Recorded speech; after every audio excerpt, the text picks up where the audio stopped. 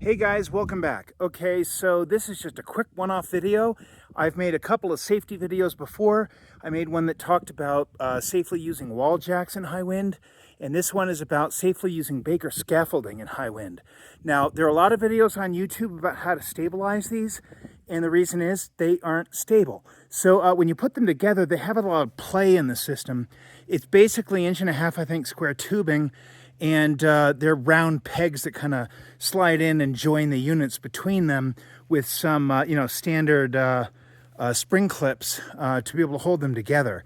So the problem with that is that because there's a lot of play so that you can get the system together really easily, there's a lot of shakiness in it. And what will happen is that unit will shake back and forth. Now, that's disconcerting in a normal building. It's extremely dangerous in high wind. I'm lucky right now, it's the evening, a little bit of a quiet night, so I've been able to record video. But I'll tell you, I wanted to start outside the building here just to give you a sense of how high up we are. I mean, we're really talking about 18 to 22 feet off the ground here. So I've only got actually 2 sections of staging, and I'll show a detail in a minute. But at times I have had to use a third, and I mean, it's awful being up there in high wind. The whole unit shakes around. I've been up there and had my ladder get knocked over while I watched, and you're sitting there thinking, God, the next gust is me. So, 20, 30 miles, that's, getting to the point where you're really unhappy to be up there. Anything over 30-mile-an-hour winds, and it's outright dangerous.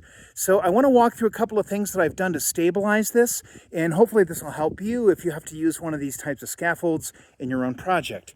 Now, if you look closely from the outside, you can see that there are 2 different colors. There's a dark orange on the bottom and a lighter orange in the middle, and that's because they're 2 different brands. This is a standard unit. It's made out of, like I said, 1.5 inch square tubing that just has holes drilled at regular intervals. And there's some accessories that people sell to be able to, kind of add on and add tool trays and things like that. Now, nothing that I'm showing you is really original except one detail that I think I made up, but I'm not really sure. What I've really done is use them all together. I think what happens with a lot of these recommendations is each one is good, but together they all make for a really solid system. So let's walk through them. First of all, I didn't take a before video, but if you've ever used one of these systems, notice how I can just barely move it. That is not what these systems are like. Notice I'm on the casters. I didn't have to remove the casters. So recommendation number 1, if you're just going it alone, you have no other options, nobody's around, you don't have all this extra material, first thing to do is to take the casters off. Casters have a ton of play in them. That's one of the first places where the shaking starts. It's the foundation of the whole unit. And as you can see, all of this weight and all of this pressure bears down on essentially some 1 inch 4 wheels, 1 inch contact patches on the bottom, and the wheels have plenty of play too with all these pins. So the first thing you can do to stabilize this is take the casters out. Now, that's really a pain if you plan to move it around. I mean, the whole point of this scaffold is to be flexible, but start there. If that's your only option, it's a good option, definitely helps improve things, and it's a good first step. Second thing I can recommend is think carefully about where you put your first platform. Never run the rig with multiple units without a platform on every section. And the reason is that that's what ties the units together left and right. It's not a very firm fit, but it is a very strong fit. And a lot of the strength and safety of the unit comes from those cross members. You'll notice that those cross members are not just this like 3 or 4 inch wide piece. There's also this nice hefty brace coming way down here and this very long wraparound tube section. And a lot of the strength comes from that. So never run this with just like 2 or 3 vertical sections and only one top platform.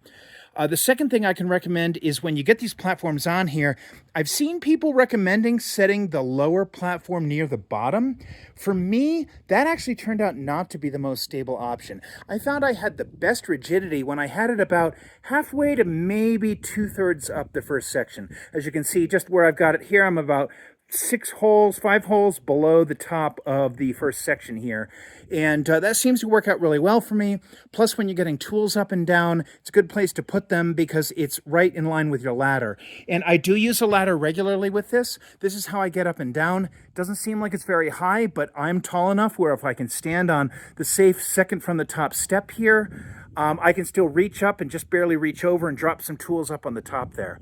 So definitely recommend having a ladder. There are units that you can buy that have internal climbing platforms and kind of hinged platforms. And you know what? Those are great. I like those. I wish I had one. I don't.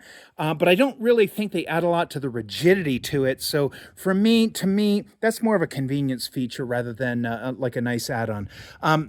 Now coming out to the top, you can see I do have the safety cage. As you can see from the colors now, these are two different brands. The top section with the safety cage is Metal Tech.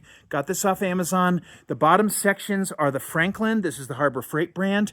And they marry together just fine. These are all standard.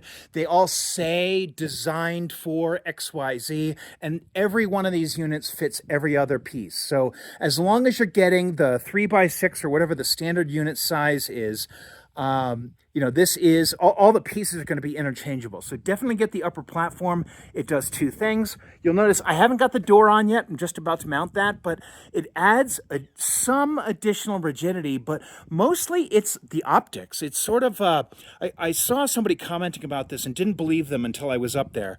It's really not holding your weight that's the problem. It's the anxiety. It's the sense that you're going to fall. And just having a little bit of a platform around helps you. And you'll notice it's got a kick rail. So what happens is you're not going to put your feet on or near the edge. You're not going to accidentally step on a screw and have your foot go out from under you and then slip off the platform. That's not going to happen. So because it's got that kick rail, you know that when you're up there, you can feel that little bit of security. And, it only takes a couple of pounds. You don't need to put your whole body weight on it, even though it can support it.